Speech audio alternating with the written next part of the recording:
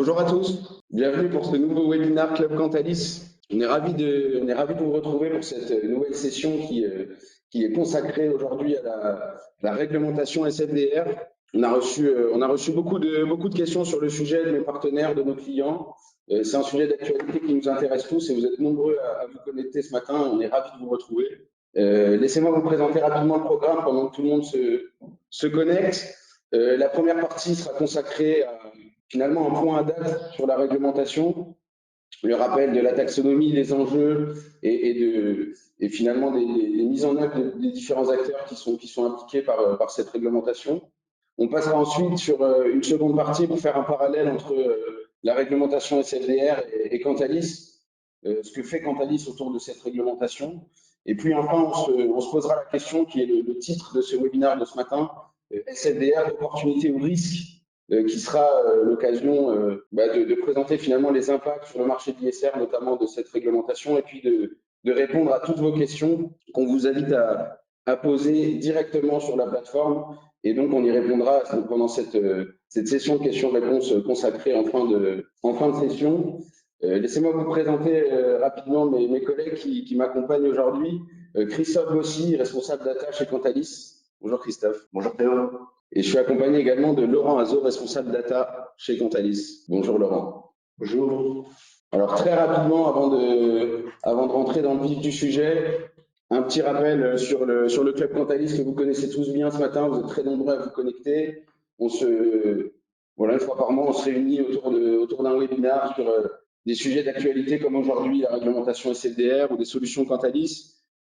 On sera ravis très rapidement d'organiser des sessions en présentiel quand le contexte le permettra. Pour l'instant, on continue à faire ça en webinaire. Un petit mot très rapide sur Cantalis. Vous nous connaissez bien maintenant et un petit mot sur notre actualité. Comme vous avez pu le voir, nous avons annoncé notre rapprochement avec Harvest. On est très contents. Et ce rapprochement s'inscrit dans le développement des activités de Cantalis autour de nos trois grands pôles d'activité, donc la data, les solutions et le conseil. N'hésitez pas à nous solliciter directement si vous avez des questions sur ces activités-là. Nous, on est évidemment à votre disposition et je précise qu'on vous transmettra ces supports de présentation à l'issue de cette session. Sans plus attendre, je vais passer la parole à mes collègues pour le thème qui nous agite ce matin, la réglementation SFDR. Christophe, je te laisse la parole. Merci Théo. Effectivement, l'objet de la réunion, c'est SFDR. Je ne suis pas là pour faire une présentation de SFDR, mais plus pour faire un rappel du contexte. SFDR est entré en application le 10 mars 2021. Quels ont été les piliers de SFDR?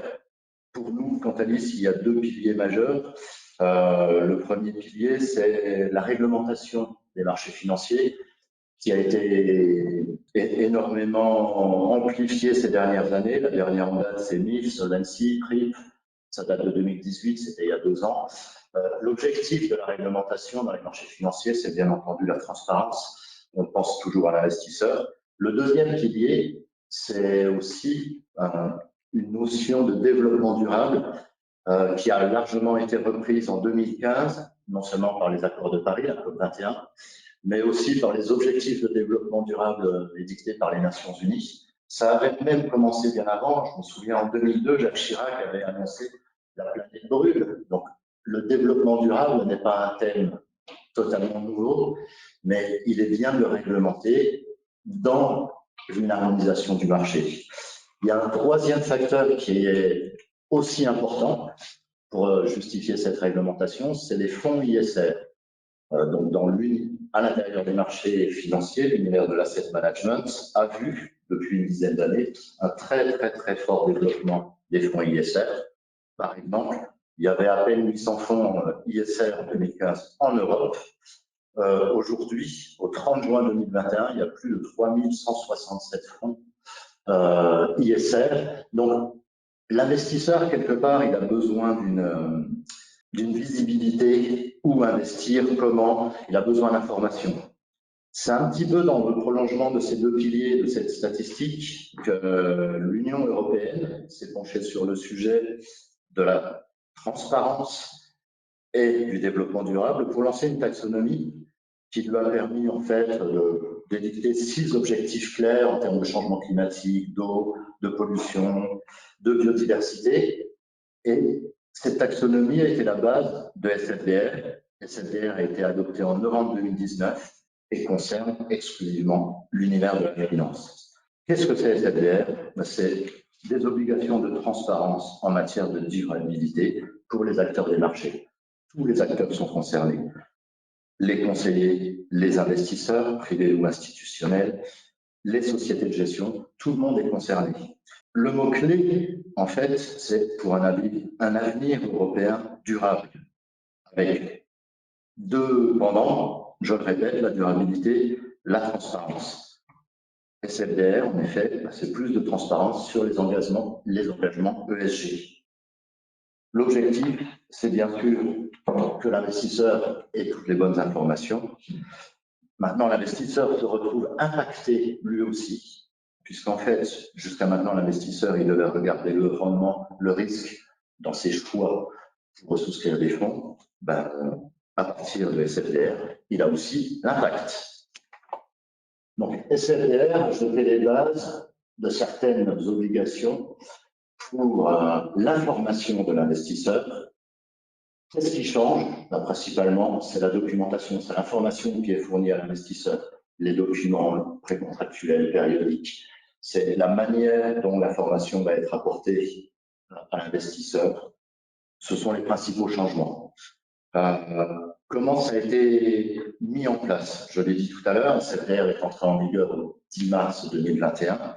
Quelle a été la première brique de ces changements? Parce qu'en fait, le calendrier est un petit peu long, il s'étale sur 2 ans. La toute première brique, l'impact, il est au niveau de la société de gestion. Depuis le 10 mars, la société de gestion a été amenée à fournir 3 atrocités pour ces produits financiers qui étaient labellisés ISR. Donc, ces produits revêtent maintenant un article 6, article 8, article 9, qui va donner un certain degré d'intensité et une conformité par rapport aux engagements ISR, au respect de l'ESG, à la démarche qui est prise par le fonds lui-même dans le respect des règles ESG. La deuxième phase, qui est la phase en fait 1 bis, qui a démarré le 30 juin et qui va durer jusqu'au 31 décembre 2021, c'est le prolongement de la clarification surtout apportée sur l'intensité au niveau des produits, article 6, 8, 9. Donc les sociétés de gestion n'ont fait que du déclaratif au mois de mars. Là, elles travaillent sur apporter les preuves de ce déclaratif pour se conformer à l'article 6, 8 ou 9. La deuxième brique, c'est plus au niveau produit maintenant, et c'est celle qui est vraiment en cours, c'est la partie, je dirais, entité. L'entité aussi va être obligée d'apporter des preuves sur son engagement, sur le respect des normes ESG, son engagement dans le respect de la durabilité. On est en plein cœur de cette partie-là. 2022, ça va, c'est le début en fait de la réglementation, parce que c'est vraiment le début où tous les reportings, les documents périodiques vont intégrer l'intégralité des articles 6, 8, 9. C'est là où les sociétés de gestion vont mettre à jour leur site internet. C'est là où l'investisseur aura véritablement accès à l'information. Il y a déjà accès, parce que les produits eux-mêmes sont déjà estampillés SFDR sur 6, 8, 9, mais tout ce qui est documentation, c'est tout le chantier que vous, acteurs, êtes en train de mettre en œuvre et en place pour être dans les starting blocks 1er janvier 2022. Donc c'est un petit peu là, en fait, où on a levé les enjeux pour les sociétés de gestion et les enjeux pour les distributeurs, puisqu'on est en plein dans cette phase 1 bis, la partie enjeu. Qu'est-ce qui reste à faire? Qu'est-ce que vous avez à faire en ce moment? Vous, société de gestion, vous, distributeurs, en ce moment, les sociétés de gestion sont dans l'évaluation et la prise en compte de l'ESG, dans la prise en compte du risque de durabilité, dans l'évaluation des incidences négatives. Tous ces éléments sont des facteurs qui sont en cours. Il y a pas mal de sujets qui ne sont pas encore complètement tranchés.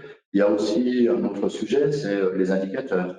Il y a 32 indicateurs qui ont été définis dans SFDR de novembre 2019. Aujourd'hui, rien n'est défini. C'est les templates. Comment vous allez communiquer, vous, société de gestion? Où est-ce que vous allez intégrer toutes ces informations? De quelle manière?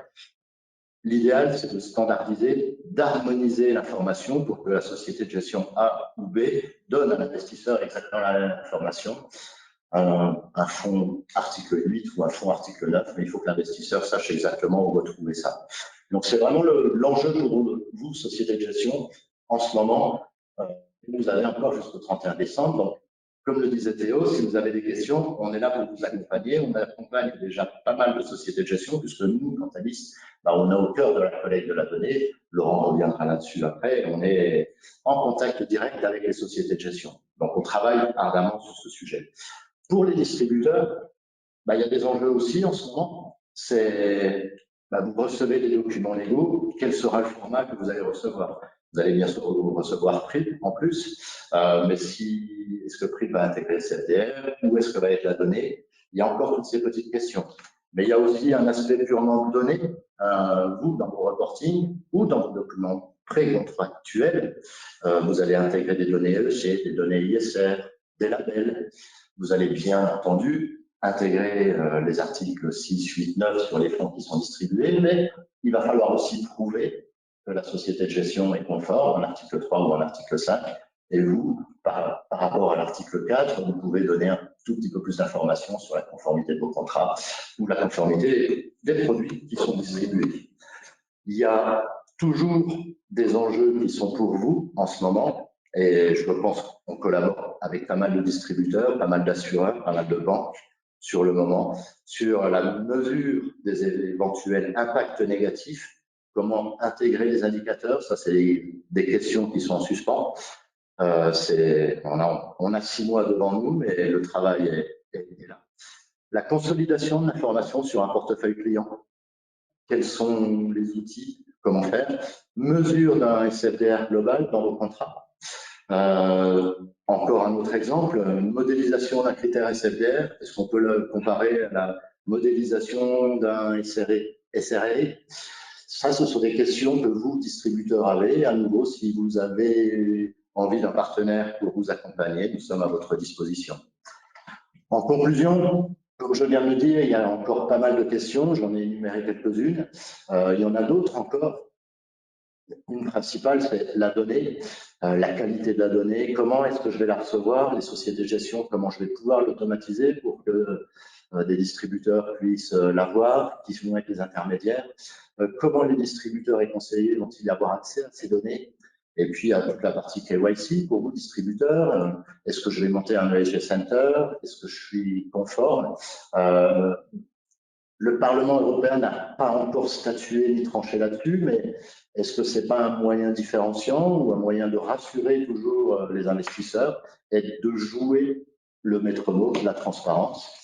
Donc, c'est là où Cantalis, je le répète, vous accompagne dans ces 3 univers d'activité qui sont la donnée que nous collectons au niveau des entités, au niveau des fonds, au niveau des produits et au niveau du travail qui est fait directement chez Cantalis. Nous avons une classification ESG à disposition. On analyse les fonds. C'est les outils que nous mettons à disposition, aussi bien les conseillers que les distributeurs directement. La construction de portefeuille, reporting, alerting. Dans la construction de portefeuille, il y a aussi tous les outils de sélection qui sont très importants. Tout ça est intégré dans les outils Cantalis, donc c'est vraiment un endroit où on peut vous accompagner. Et notre département recherche, qui travaille sur la classification, sur la notation, qui est là aussi pour vous accompagner sur mieux comprendre la réglementation. Ce sont des experts, donc je suis là pour récapituler le contexte, la recherche peut vous accompagner. Donc, on est au cœur de vos préoccupations, on est conscient de SFDR, il y a des enjeux qui sont référencés ici. Maintenant, mon collègue Laurent va vous expliquer un petit peu en détail comment Cantalis est adapté pour justement collecter la donnée et la distribuer. Merci beaucoup, Christophe. Je vais laisser la parole à Laurent pour effectivement nous présenter la collecte de la data et puis Cantalis et ce qu'on fait dans le cadre de la réglementation SFDR. Laurent, je te laisse.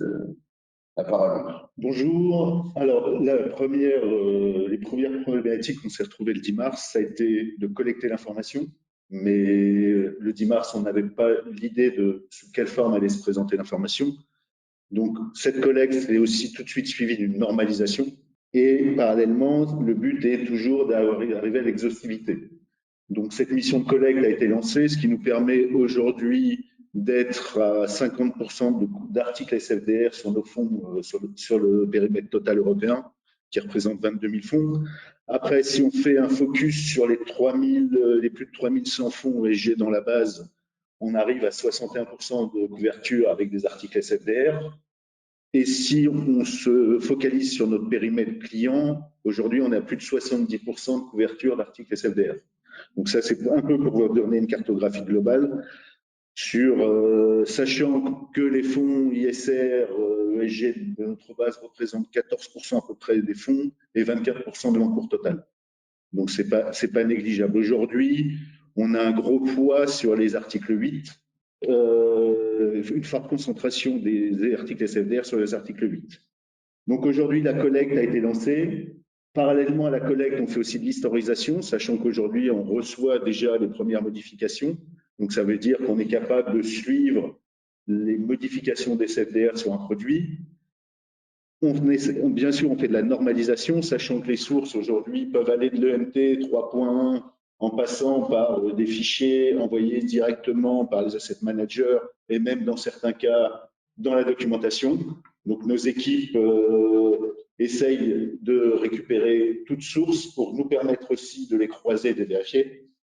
Et après, on a une autre mission qui est aujourd'hui de prévoir le demain et les évolutions de la réglementation, sachant que l'étape 1 était assez simple, c'est de la collecte de données, même si elle est multisource, la normaliser. L'étape 2 aujourd'hui, qui est les PI qui vont arriver, l'EET éventuellement, c'est comment on va mettre ça en collecte, comment on va réussir à normaliser et comment on va réussir à le redistribuer. Une fois que la normalisation est faite, la distribution est assez simple.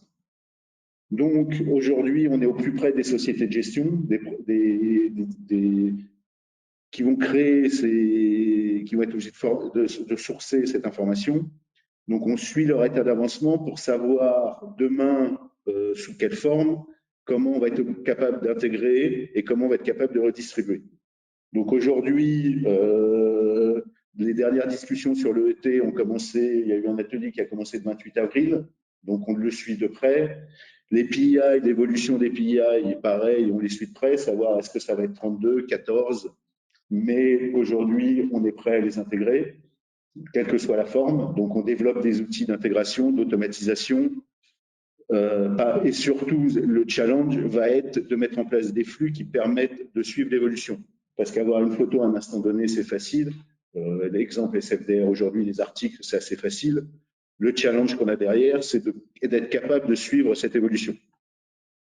Parallèlement, on met aussi en place un certain nombre d'indicateurs qui nous permettent de suivre la cohérence de l'ensemble, l'alimentation régulière et savoir si tout ça est cohérent. Sachant qu'aujourd'hui, on a X indicateurs qui sont la mise à disposition des EMT 3.1. Donc, aujourd'hui, on a 85% de couverture en EMT, sachant qu'à chaque nouvelle version aujourd'hui, on augmente ce taux de couverture. On commence à recevoir des EMT 3.1 en masse, on les intègre, ce qui nous permet aussi parallèlement d'intégrer le critère ESG de l'AMF. Sachant que l'AMF a eu la bonne idée en même temps que la réglementation SFDR, de mettre en place sa propre classification qui n'est pas toujours en phase avec les articles SFDR. Donc derrière, nous collectons toute cette information et nous la comparons. Ça veut dire qu'on est capable, on connaît si les fonds sont labellisés, on connaît l'intensité ESG d'un fonds, l'intensité Cotalis et son article SFDR.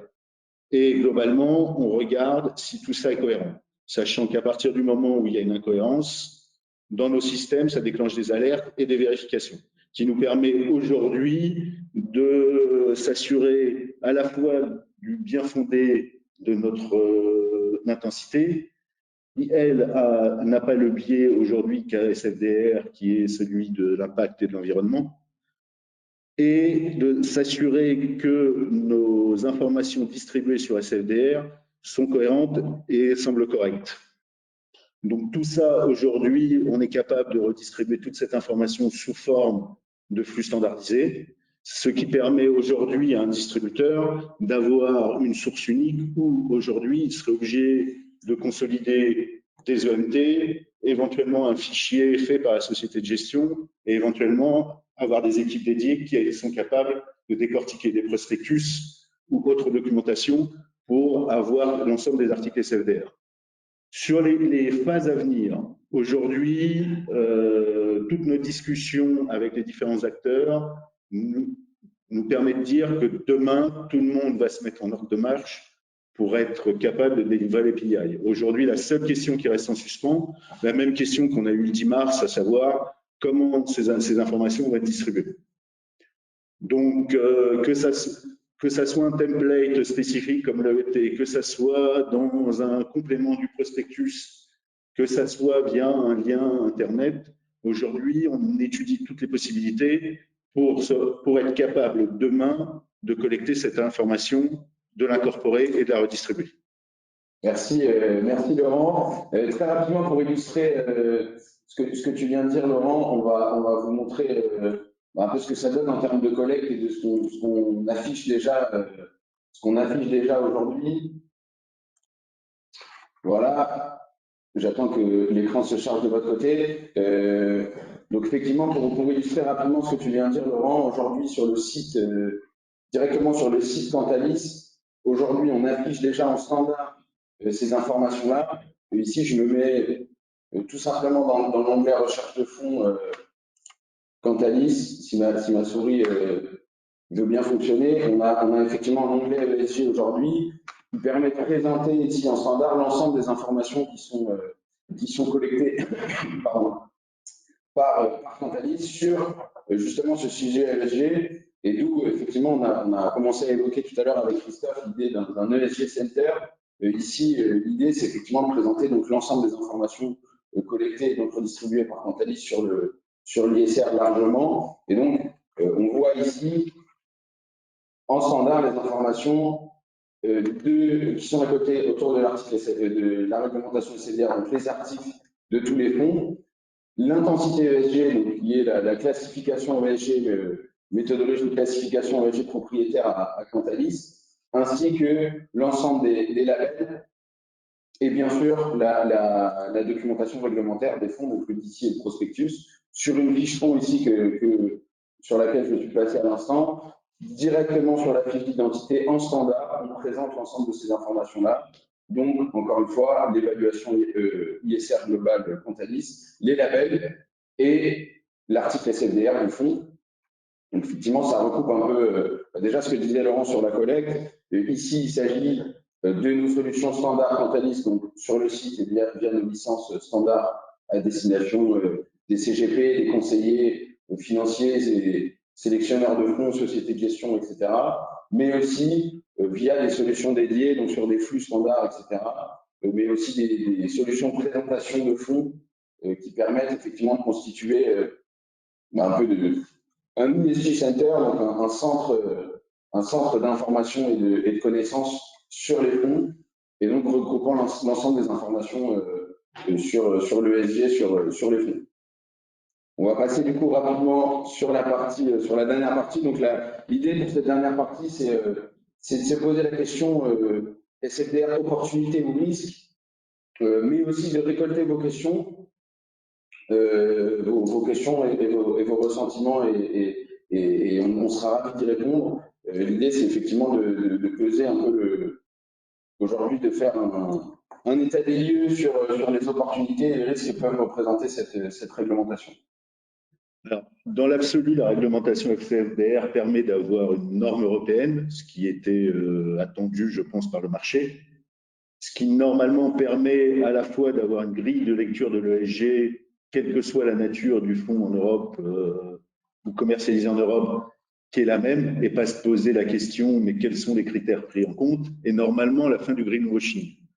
Un simple chiffre pour donner un peu de lumière à tout ça, c'est que depuis le début de l'année, on a vu en gros 800 fonds ESG se créer, si on regarde l'article 8, par exemple. Et sur ces 800 fonds, 700 n'étaient pas des nouveaux fonds, mais une modification de la stratégie qui a permis au fonds de devenir ESG. Donc aujourd'hui, si on regarde à peu près l'article 8, ça représente plus de 75%, un peu moins, quasiment 75% des fonds qui se déclarent article 8, qui aujourd'hui déclarent, donc une grosse masse des fonds aujourd'hui rentrent dans l'article 8, font soit des modifications, soit se déclarent article 8, voilà, sans aujourd'hui forcément justifier. Donc ça laisse il y a quelques temps, mais la fin du greenwashing aujourd'hui n'est pas forcément vérifiée au vu des grosses mutations et de la grosse influence des fonds aujourd'hui article 8. Les articles 9, c'est sans surprise, ce sont vraiment des fonds et des acteurs qui se déclarent article 9 ou les fonds déclarent article 9 sont sans surprise aujourd'hui et ne prête pas à confusion, alors qu'aujourd'hui, l'article 8, surtout quand on voit cette progression de 700 fonds qui ont muté leur stratégie de gestion, et c'est pas fini, laisse se poser des questions sur est-ce la fin du greenwashing ou une nouvelle version du greenwashing. Les risques, c'est qu'aujourd'hui, on sera que sur du déclaratif, et par exemple, en exagérant, un gestionnaire peut, au moment de faire vérifier son portefeuille, se débrouiller pour que l'instantané soit totalement ESG, et le lendemain, revendre tous ses titres et se positionner totalement différemment. Ça dépendra aussi du cabinet d'analyse utilisé. J'ai envie de faire low carbone parce que j'ai du nucléaire, par exemple. Il suffira que je prenne un cabinet d'analyse spécialisé dans le low carbone. Donc aujourd'hui, c'est vrai que c'est une grande avancée parce qu'on aura une grille de lecture unique.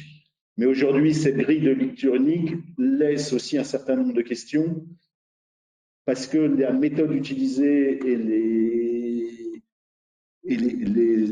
la grille de lecture peut permettre à confusion. Voilà. Et aujourd'hui, l'autre problème qu'on a constaté aussi, c'est qu'il y a une norme européenne, mais les classifications nationales ne sont pas forcément en phase avec cette classification européenne.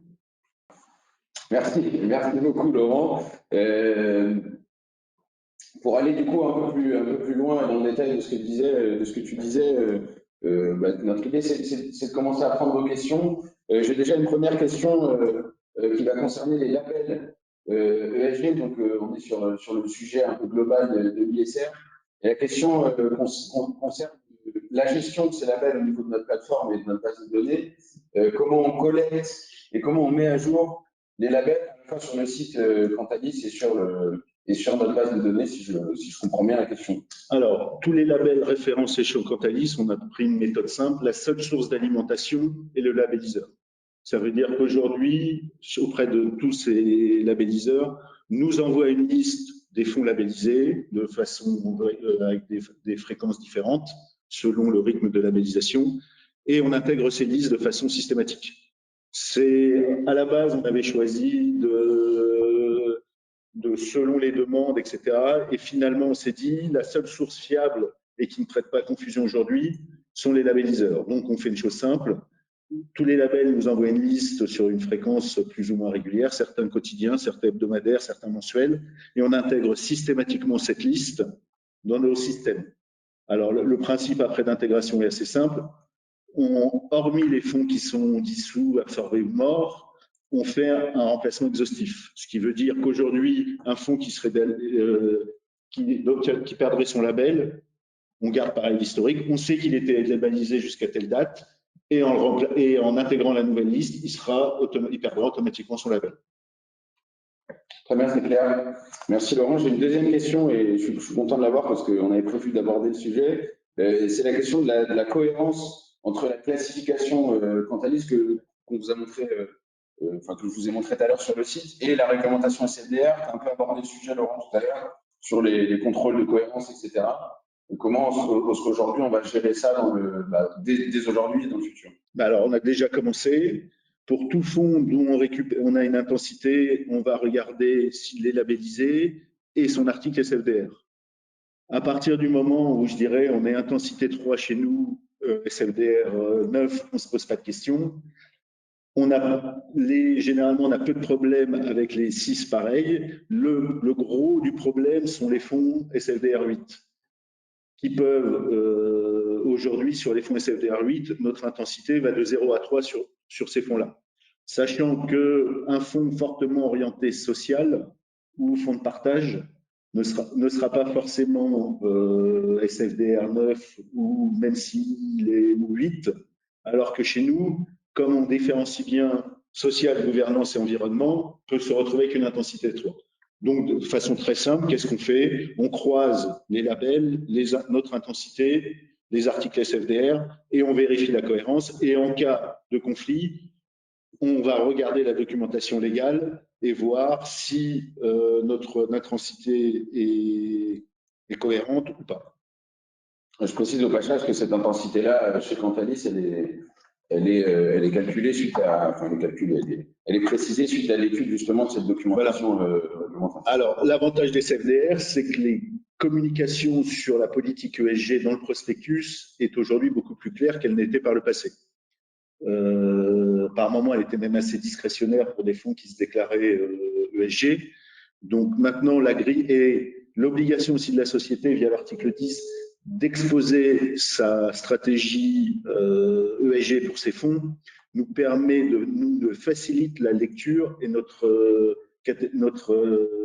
classification ESG.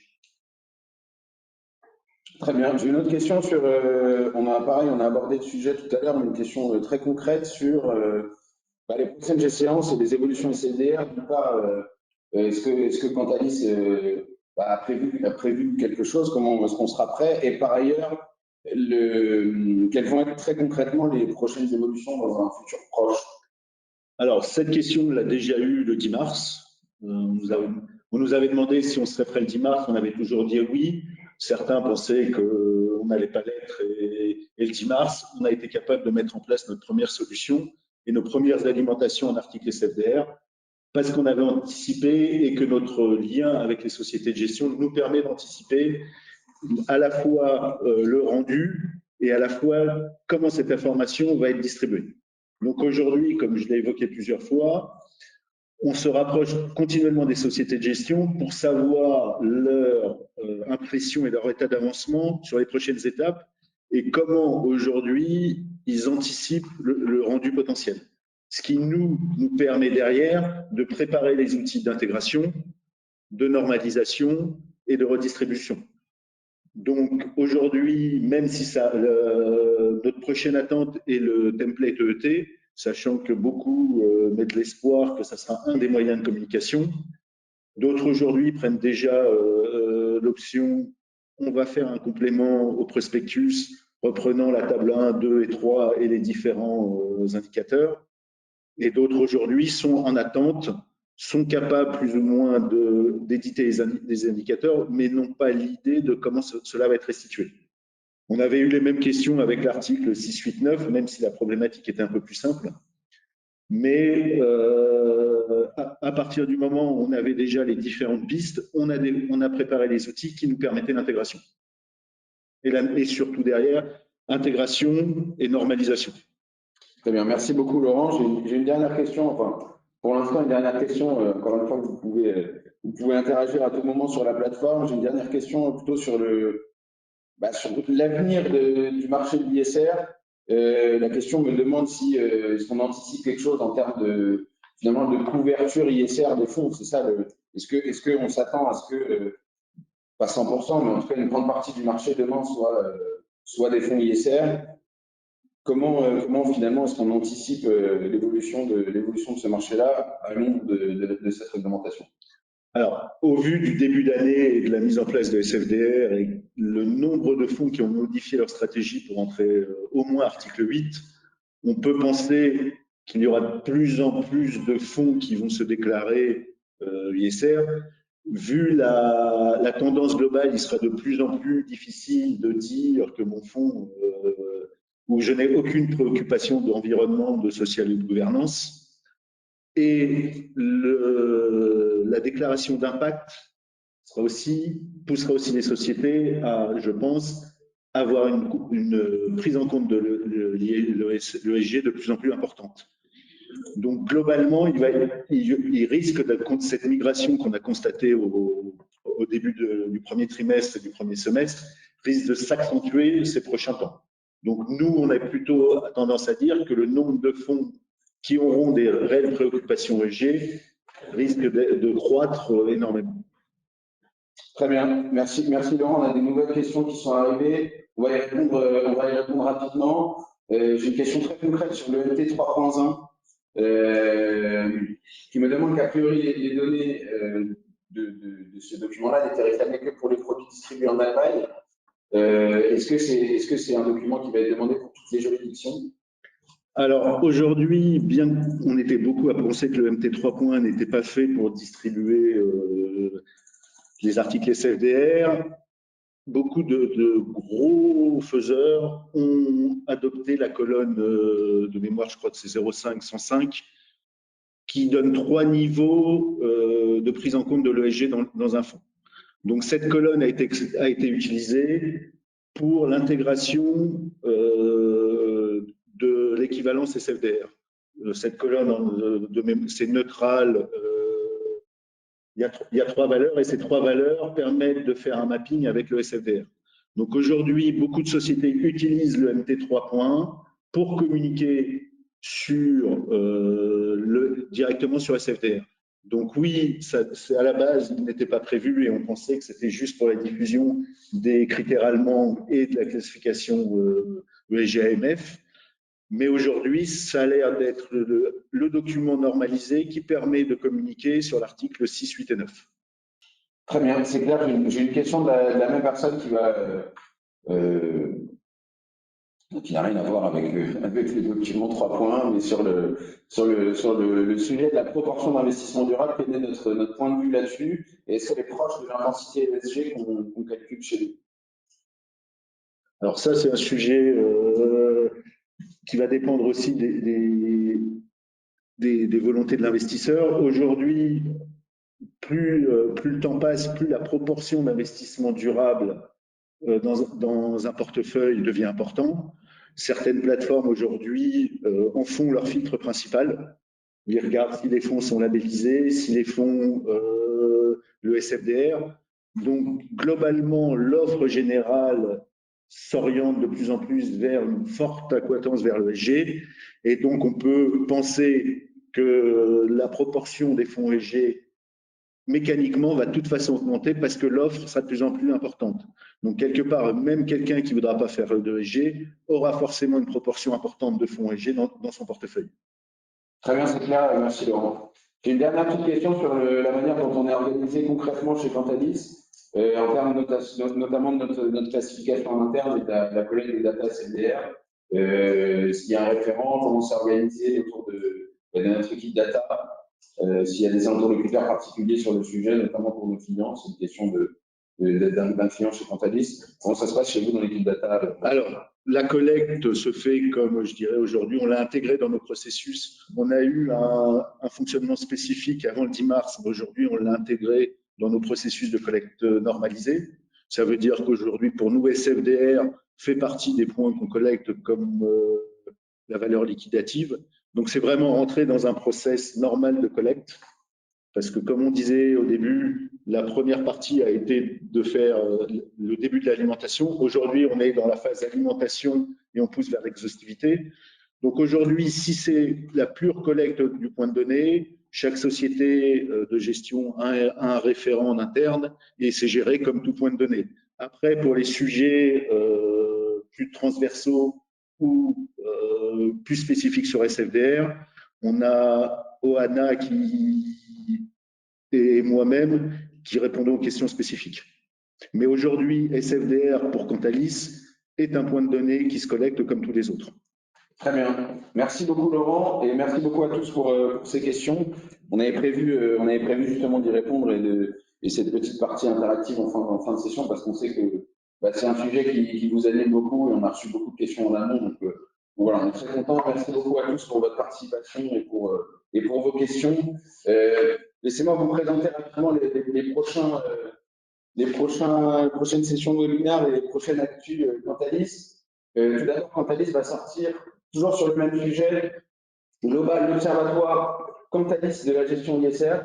Ça, c'est un document qui va sortir dans les prochains jours en partenariat avec NN Investment Partners, que vous pourrez aller évidemment regarder directement sur le site Cantalis.